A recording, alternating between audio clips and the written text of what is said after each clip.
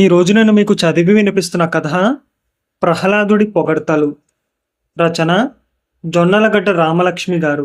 ఇక కథలోకి వెళ్ళిపోదాం. వరదయ్య అనేవాడు బొత్తిగా ఏ పని చెయ్యడు. తల్లిదండ్రులు, అన్నలు, వదినలు మాత్రమే గాక ఎరుగున్న వాళ్ళందరూ వాడిని ఎందుకు పనికిరాని వాడుగా జమకట్టారు. ఆ మాట ముఖం మీద అన్నా సరే వాడు పట్టించుకునేవాడు కాదు. ఒకసారి వరదయ్య మేనమామ సుకీర్తి వాడింటికి వచ్చాడు. ఇంట్లో అందరూ వరదయ్య గురించి బాధపడడం విని ఆయన మేనల్లుడిని మందలించాడు. నేనేం తప్పు చేశాను అన్నాడు వరదయ్య బాధగా. మనిషి పుట్టాక ఎంతో కొంత సంపాదించడానికి ఏదో ఒక పని చెయ్యాలి. ఈ మాత్రం నీకు తెలియదా అన్నాడు సుకీర్తి. సంపాదన ఎందుకు? కూడు, గుడ్డ, తల మీద ఎంత నీడ కోసమే కదా. ఈ మూడు నాకు పని చేయకుండానే దొరుకుతున్నవి కదా అన్నాడు వరదయ్య. ఈ జవాబుకు సుకీర్తి విసుక్కుంటూ, అమ్మ నాన్న ఎల్లకాలం ఉండరు, అన్నలు వదినలు ఎల్లకాలం చూడరు, అప్పుడేం చేస్తావు అని ప్రశ్నించాడు. నేనే కష్టపడి బోలెడు సంపాదించి దాచుకుంటే అదంతా దొంగలెత్తుకుపోరని నమ్మకం ఏమిటి? అందుకే జ్ఞాని రేపటి గురించి ఆలోచించడు. నేను జ్ఞానిని అన్నాడు వరదయ్య. దీనికి సుకీర్తి ఆశ్చర్యపోతూ, మనిషి పుట్టాక ఏదో ఒకటి సాధించాలి, లేకపోతే నీ పుట్టుకకు సార్థకత లభించదు అన్నాడు. సార్థకత అంటే ఏమిటి మావయ్య అని అడిగాడు వరదయ్య. నీ పేరు కలకాలం అందరికీ గుర్తుండిపోవాలి, అది సార్థకత అంటే, తెలిసిందా అన్నాడు సుకీర్తి. అలాగా, మా తాతగారు పోయి 10 ఏళ్ళయింది. ఇప్పుడు ఊళ్ళో అందరూ ఆయన్ని మర్చిపోయారు. మా ముత్తాతగారిదైతే పేరు కూడా ఎవరికి, ఆఖరుకు ఇంట్లో వాళ్లకు కూడా సరిగ్గా గుర్తులేదు. ముత్తాతకు ముందు వాళ్ళెవరో ఎవరికీ తెలియదు. ఈ ప్రపంచంలో శరీరానికి లాగే పేరు కూడా శాశ్వతం కాదు. అశాశ్వతమైన వాటి కోసం శ్రమించడం వృధా కదూ అన్నాడు వరదయ్య తడుముకోకుండా. మేనల్లుడి మాటలకు సుకీర్తి నిట్టూర్చి, ఒరే, నీకు మాట్లాడడంలో చాలా తెలివి ఉంది, కానీ ఏం లాభం? బ్రతికుండగా ఒక్కసారైనా కనీసం ఒక్కరి చేతనైనా మెప్పు పొందనిదే జీవితానికి సార్థకత లేదు అన్నాడు. సార్థకత అనే పదాన్ని చక్కగా ఉపయోగిస్తున్నావు మావయ్య. నువ్వనే ఆ సార్థకత నా జీవితానికి లభించినట్లే. ఈ ఊళ్ళో ప్రహ్లాదుడనే గొప్ప ఆయన ఉన్నాడు. ఆయన నన్ను కనిపించినప్పుడల్లా పొగుడుతుంటాడు, తెలుసా అన్నాడు వరదయ్య గొప్పగా.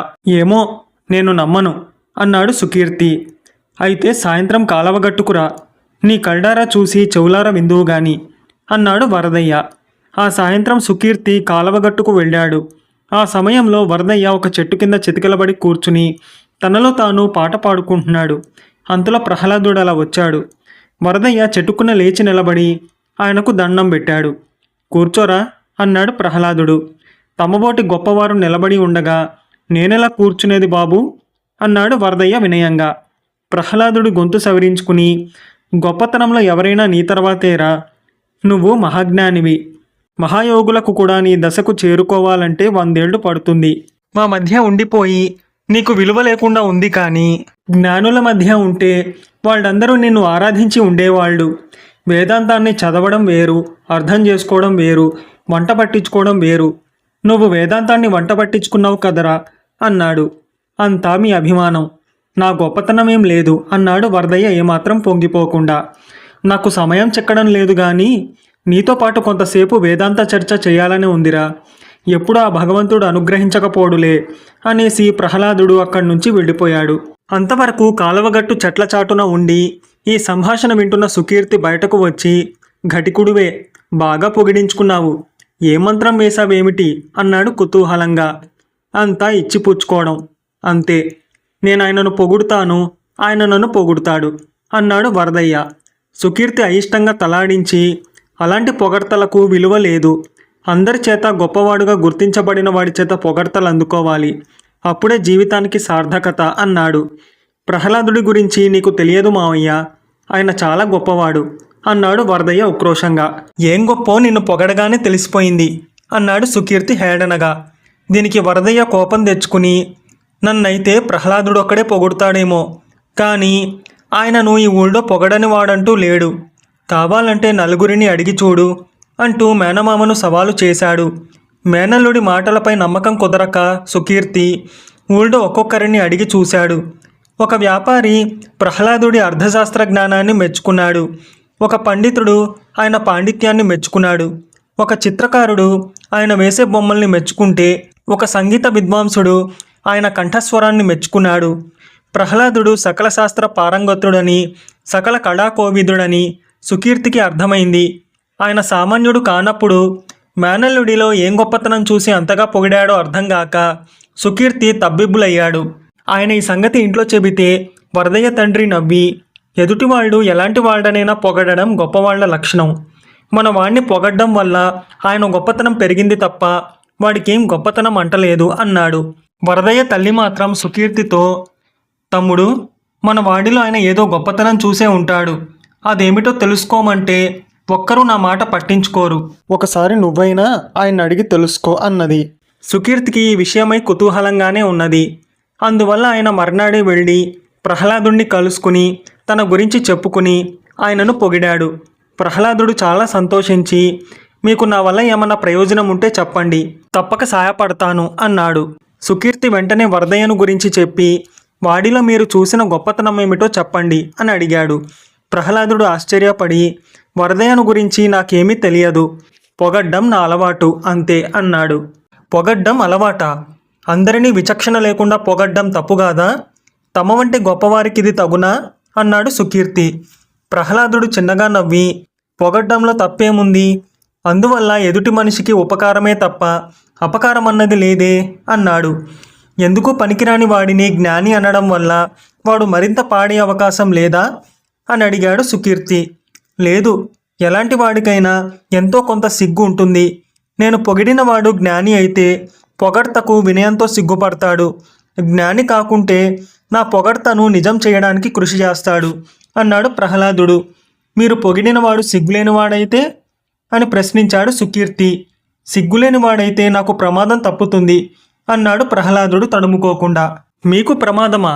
అదేమిటి అన్నాడు సుకీర్తి ఆశ్చర్యంగా. ఏ పని చెయ్యని వాళ్ళు సిగ్గులేని వాళ్ళైతే వాళ్ళు గొప్పవాళ్లను హేళన చేయడమే పనిగా పెట్టుకుంటారు. నేను ఎక్కడికి వెళ్ళినా అందరి నోట పొగడతలే వింటాను. ఎవరి నోట హేళనను వినడం నాకు ఇష్టం ఉండదు. అందుకే అందరినీ పొగుడుతూ ఉంటాను. అందువల్ల అన్ని విధాల వాళ్లకు నాకు ప్రయోజనం అన్నాడు ప్రహ్లాదుడు నవ్వుతూ. సుకీర్తి ఆయన పద్ధతికి ఆశ్చర్యపడుతూ, అయ్యా, అంతా బాగానే ఉంది కానీ తమరు పొగడ్తల విషయంలో కొంత విచక్షణ పాటించాలి. లేకుంటే నా మేనల్లుడి వంటి వారు తాము మహాజ్ఞానులమనుకునే ప్రమాదం ఉంది అన్నాడు. ప్రహ్లాదుడు నవ్వి, తనకు తానుగా తన గురించి తెలుసుకున్నవాడే జ్ఞాని. ఇతరుల ద్వారా తను జ్ఞానినని తెలుసుకునేవాడు మూర్ఖుడు. నా మాటలతో ఒకరి జ్ఞానం పెంచలేను, ఒకరి మూర్ఖత్వాన్ని తగ్గించలేను అన్నాడు. అయినప్పటికీ పొగిడే ముందు ఇతరుల గురించి తెలుసుకోవడం అవసరం కదా అన్నాడు సుకీర్తి తన పట్టు విడవకుండా. ప్రహ్లాదుడు కాదన్నట్లు తల ఊపి, ఇతరుల గురించి తెలుసుకునేందుకు వినియోగించవలసిన సమయాన్ని నేను కొత్త విషయాలు తెలుసుకునేందుకు ఉపయోగించుకుంటాను. పనికిరాని వాళ్ళ గురించి నా కాలాన్ని వృధా చెయ్యలేను. ఏదో ఒకటి నేర్చుకోవాలనుకునే నేను ఎవరితో అయితే కాలక్షేపం చెయ్యను వాళ్ళు పనికిరాని వాళ్ళని లెక్క. అలాంటి వాళ్లను నేను 4 పొగడ్తలతో త్వరగా వదుల్చుకుంటాను అన్నాడు. సుకీర్తికి తన అనుమానాలన్నీ తీరిపోయాయి. ఆయన ఇంటికి తిరిగి వచ్చి మేనల్లుడికి జరిగిందంతా చెప్పి, ఒరే, ప్రహ్లాదుడి నుంచి నేను చాలా నేర్చుకున్నాను. ఇక మీదట నేను నీతో 4 పొగడ్తలు తప్ప ఇంకేమీ మాట్లాడను. నిజానికి నీ అంతటి మహాజ్ఞాని ఈ భూప్రపంచంలో ఉండడనుకో అని తన ఊరు వెళ్ళిపోయాడు. అప్పటికి వరదయ్యకు తన గురించి బాగా అర్థమై సిగ్గుపడ్డాడు. క్రమంగా వాడిలో మార్పు వచ్చింది. ఆ తర్వాత మళ్ళీ పొగడ్తల కోసం ప్రహ్లాదుడి ఎదుటపడే ప్రయత్నం మాత్రం చెయ్యలేదు.